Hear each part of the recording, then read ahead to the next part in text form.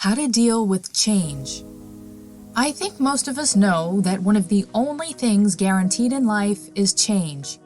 Sometimes it's a pleasant shift in direction, other times it feels like a curse. We humans easily become creatures of habit. There are feelings of safety and security that go with routine and predictability. And if there's a situation in our lives that changes abruptly, such as a loss of a job, relationship, or anything else we weren't prepared to give up, it can certainly make us feel deep sadness, fear, and defeat. So how do you deal with change in a healthy and empowering way, even if the change isn't what you wanted?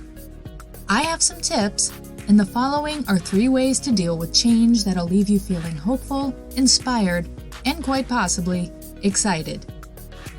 3 ways to deal with change. Number 1, accept it.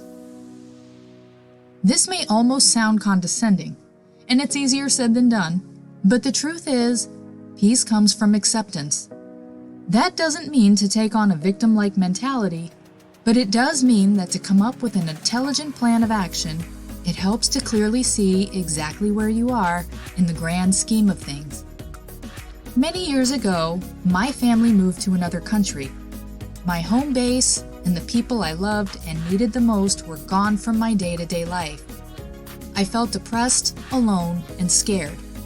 I knew I couldn't change the situation, so I had to accept it for what it was and get busy working on myself. While I initially went through a very tough time and I missed them terribly, it forced me to grow up in ways that likely wouldn't have transpired if my comfort and safety zones hadn't been disrupted by their leaving. The good news is they eventually moved back, but by then, I was able to be a better daughter, friend, and an overall asset to their lives because I used their absence to elevate myself. They moved away from an irresponsible young adult who still acted like a child.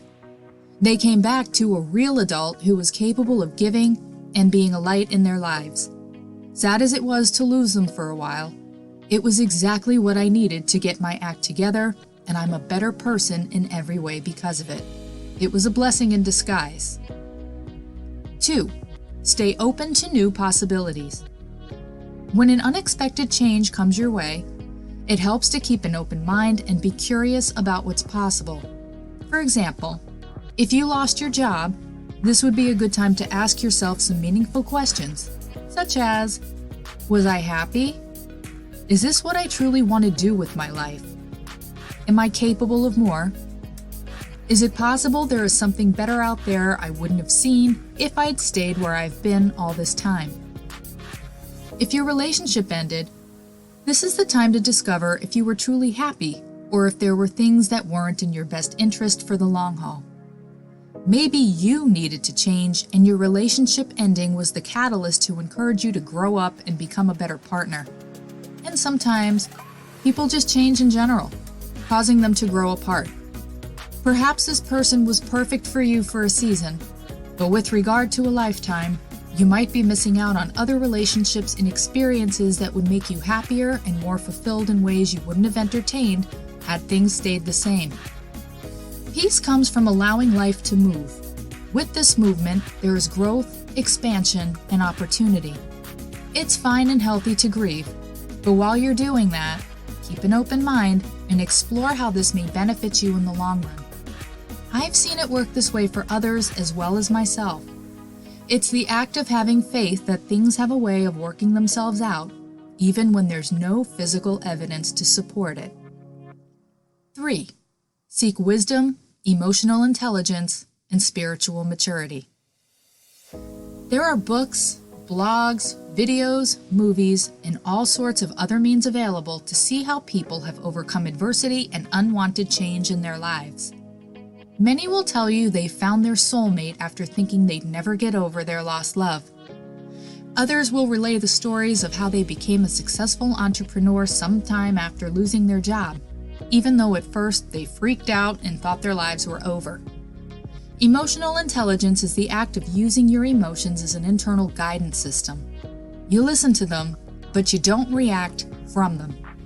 Spiritual maturity is about asking life and yourself questions to help you expand your perspective and allow the higher self, the observer, to see your life and its possibilities from the mountaintop instead of relying on your limited physical mind to guide you, which only sees things from the ground. Try these techniques out the next time life throws a curveball your way. Change is inevitable, but with wisdom, such changes can elevate and improve your life instead of leaving you feeling defeated, victimized, and dejected. Thanks for watching. If you enjoyed the content, please like and share this video, subscribe to the channel, and hit the notification button. Until next time, take care.